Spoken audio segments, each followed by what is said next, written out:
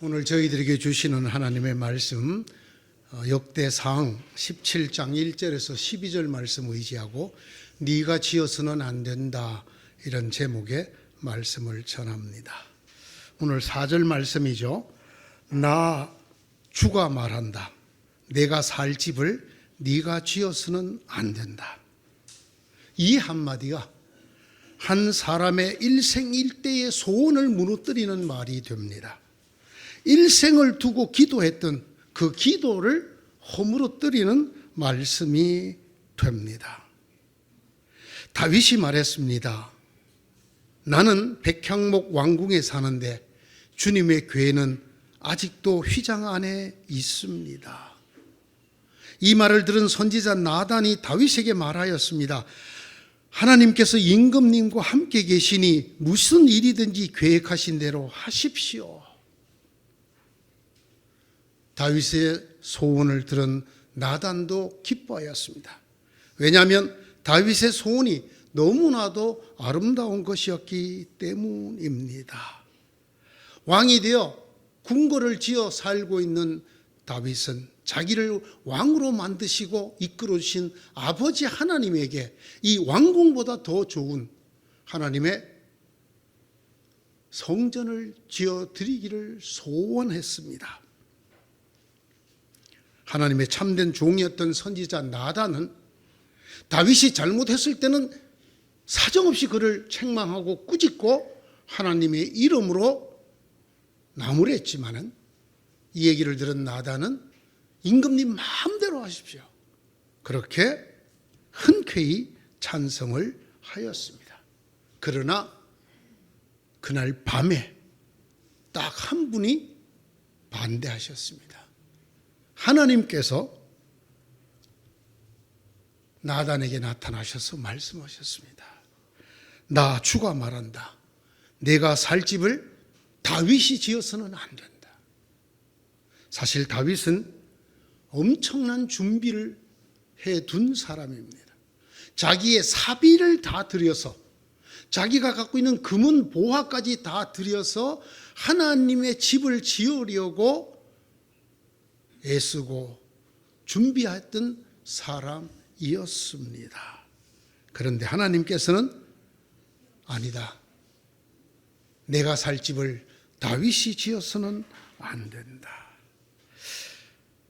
저는 늘 이 말씀을 읽을 때마다 제 스스로에게 묻습니다. 하나님이 제게 이렇게 말씀하셨다면 어떻게 했을까? 일생일대의 소원이었습니다. 일생을 두고 한 기도였습니다. 거기에 많은 노력을 들였고 많은 시간 준비를 하고 완벽하기만큼 모든 준비를 끝냈습니다. 마지막으로 주의 종에게 물었습니다. 그 주의 종도 임금님 마음대로 하십시오. 그것은 좋은 일입니다. 하나님이 함께 하시니 그건 하나님의 뜻일 것입니다. 그대로 하십시오 라고 말했습니다. 그러나 그 밤에 하나님 한 분께서 그것을 반대하셨습니다. 너는 내 종 다윗에게 가서 말해라. 나 주가 말한다. 네가 네 집을 지어서는 안 된다. 목회를 하면서 이 말씀은 더 제 가슴에 깊게 다가옵니다. 과연 내가 주의 종으로 교회를 맡아 목회를 한다고 모든 것을 기울여 노력하고 준비하고 기도하던 일을 모두가 다 찬성하고 나도 기쁘게 힘을 다해 준비했는데 꿈에 하나님께서 아니다. 그것은 네가 할 일이 아니다. 그러시면 과연 나는 아무 말도 하지 않고 그 일생의 소원을 내 손으로 무너뜨릴 수 있을까? 그걸 과연 포기할 수 있을까? 이 하나님의 뜻을 전해들은 다윗이 한 행동이 너무나 저는 가슴이 아파요. 너무나 훌륭한 일인데 저는 가슴이 아파요. 다윗은 아무 말도 하지 않고 그 길로 하나님의 이름을 두시겠다 하신 성막으로 들어갑니다. 성막으로 들어가서 무릎을 꿇고 하나님에게 기도를 드립니다. 그는 하나님에게 감사의 기도를 드립니다. 하나님이 지금까지 나를 내가 무엇이길래 이렇게 돌보셔서 이렇게 해주셨습니까? 하나님이 이렇게까지 해주셨으니 제가 무슨 말을 더 할 수 있겠습니까? 저는 드릴 말씀이 없습니다. 네가 내 집을 지어서는 안 된다 하시더라도 저는 드릴 말씀이 없습니다. 그러면서 다윗은 이렇게 기도합니다. 주님께서 주님의 종과 이 종의 집안에 약속해 주신 말씀이 영원토록 이루어지게 해 주십시오. 주님께서 말씀하신 대로 해 주십시오. 너는 내 집을 지어서는 안 된다 하시는 그 하나님에게 주의 말씀대로 하여 주옵소서. 이렇게 기도하였습니다. 이 기도가 바로 다윗이 스스로 일생일대의 소원을 무너뜨리는 시간입니다. 일생을 걸쳐서 드렸던 기도를 그가 그만 허무는 시간입니다. 그렇게 순종했던 시간입니다. 내가 이새의 아들 다윗을 찾아냈으니 그는 내 마음에 드는 사람이다. 옛 번역은 내 마음에 합한 사람이다 라고 번역했습니다. 그가 내 뜻을 다 행할 것이다. 신약 성경 사도행전 13장 22절에도 인용되어 있는 이 말씀, 저는 이 말씀을 읽고 오늘 이 역대기에 있는 다윗의 얘기를 읽을 때 저는 이렇게 생각합니다. 왜 아니겠는가? 내가 하나님이라도 이렇게 말하겠다. 하나님께서 이런 말이 왜 저절로 튀어나오게 되지 않겠는가? 일생을 걸쳐서 기도하고 준비하며 선지자에게까지 물어 허락을 받았던 그 일을 하나님이 한마디, 네가 내 집을 지어서는 안 된다, 그 한마디에 내려놓을 수 있는, 안 할 수 있는, 허물어뜨릴 수 있는, 그러면서도 하나님 감사합니다, 하나님 말씀대로 해 주십시오, 무릎을 꿇고 기도하는 그 아들을 보고 어찌 내 마음에 드는 자라고 말하지 않을 수 있겠습니까? 내 뜻을 네가 다 이루리라 하나님께서 이렇게 말씀해 주셨습니다. 하나님 앞에 순종하는 순종에는 두 가지가 있습니다. 하나님께서 뭘 하라고 하실 때 그것이 힘들고 괴롭고 벅찬 일이라도 억지로라도 그 일을 해내는 것, 그게 순종입니다. 그러나 이건 순종의 절반입니다. 또 다른 순종이 있는데 내가 너무너무 하고 싶고 내가 정말 내 목숨을 주고라도 이것만은 꼭 하고 싶다. 하나님 이것만은 제게 허락하여 주옵소서. 너무너무 소중하고 너무너무 자기 생각에는 하나님에게 영광을 돌릴 만한 일이라고 생각되어서 평생 가슴에 소원으로 품고 기도하며 살았던 일을 하나님이 아니, 하지 마라 하시면 하지 않을 수 있는, 이것도 다른 순종입니다. 앞에 순종을 좀 어렵게 말하면 작위의 순종이라고 합니다. 무언가를 행하는 순종이라는 뜻이죠. 두 번째 순종은 부작위, 하지 않는 순종이라고 합니다. 하고 싶지 않은 일, 어려운 일, 벅찬 일 하라고 했을 때 순종하기 대단히 어렵습니다. 그걸 하면 눈물이 납니다. 이걸 제가 해야 합니까? 제가 선교사 나갈 때 그랬더랬습니다. 나가야 됩니까? 네?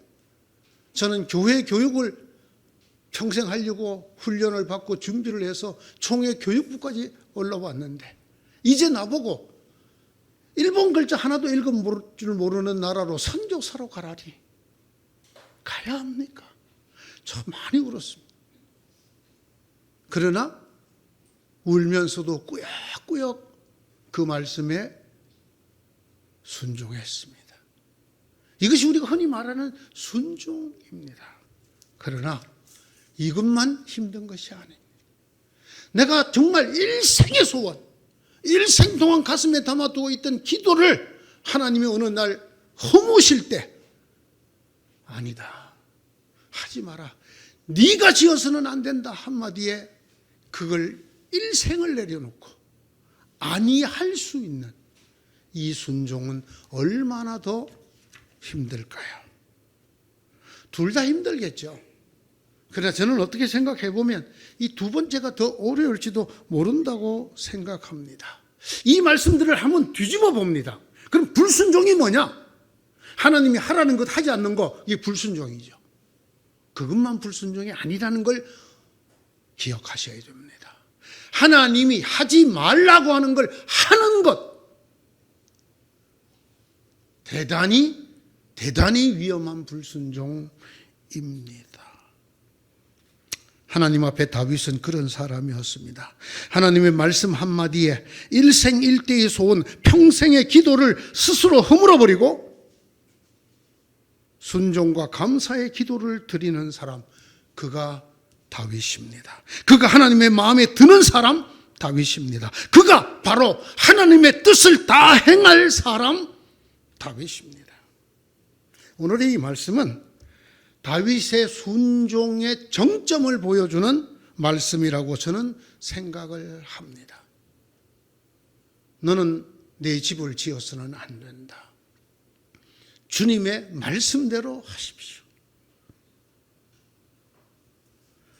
아주 인간적으로 고약한 소원이 하나 있는데, 이런 다윗 같은 목사님을 세 분만 보았으면 좋겠어요.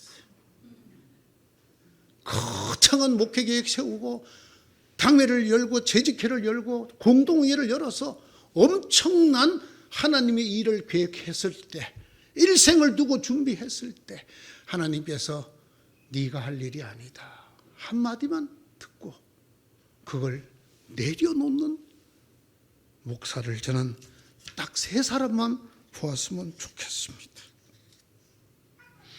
이 사람 다윗이 어떻게 이렇게 순종하는 하나님 마음에 합한 하나님의 뜻을 다 행할 사람이 되었을까요?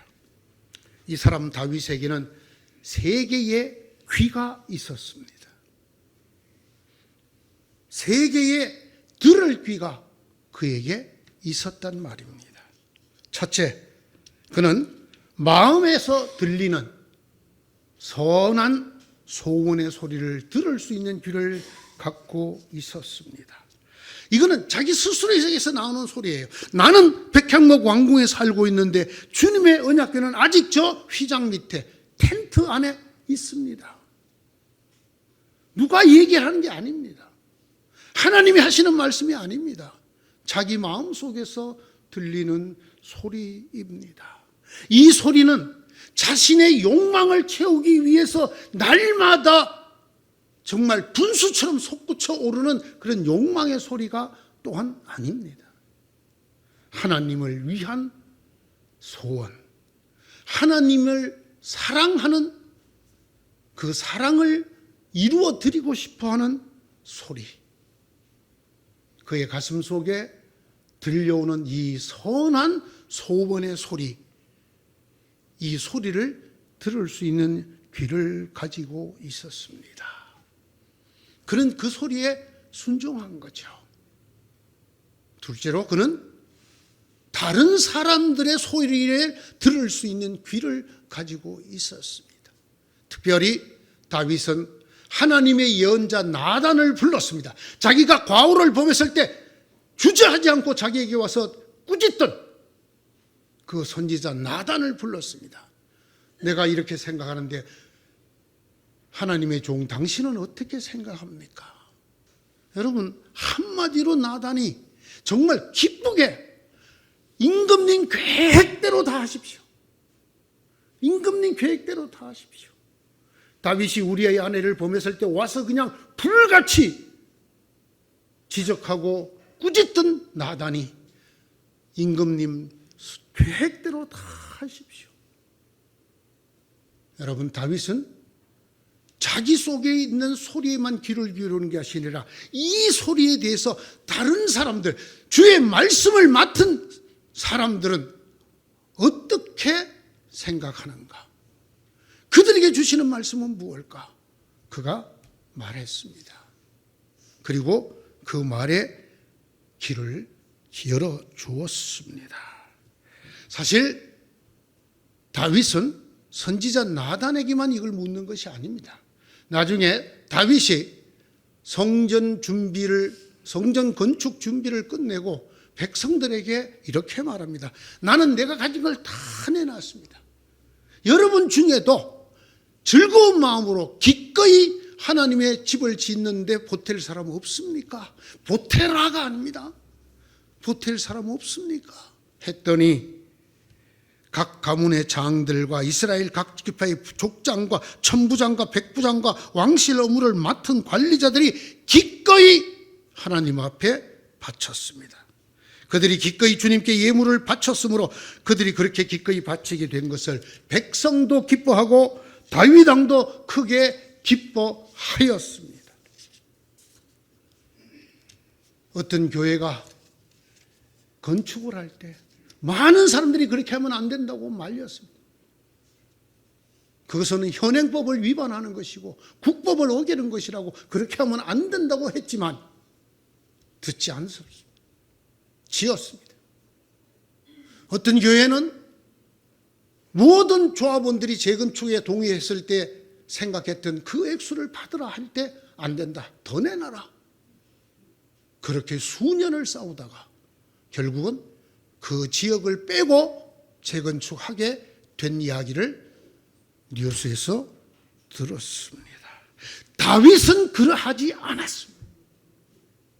다윗은 사람들에게 귀를 열어놓고 빌려주었습니다. 하나님의 말씀을 맡은 나단에게뿐만 아니라 백성들에게도. 백성들이 반대했더라면 다윗은 아마 성전 건축의 꿈을 그 전에 접었을지도 모릅니다. 그 무엇보다 다윗은 하나님에게 귀를 열어드렸습니다. 자, 이쯤 되면 이 두 정도의 소리를 듣고 나면 대부분의 사람들이 그냥 합니다.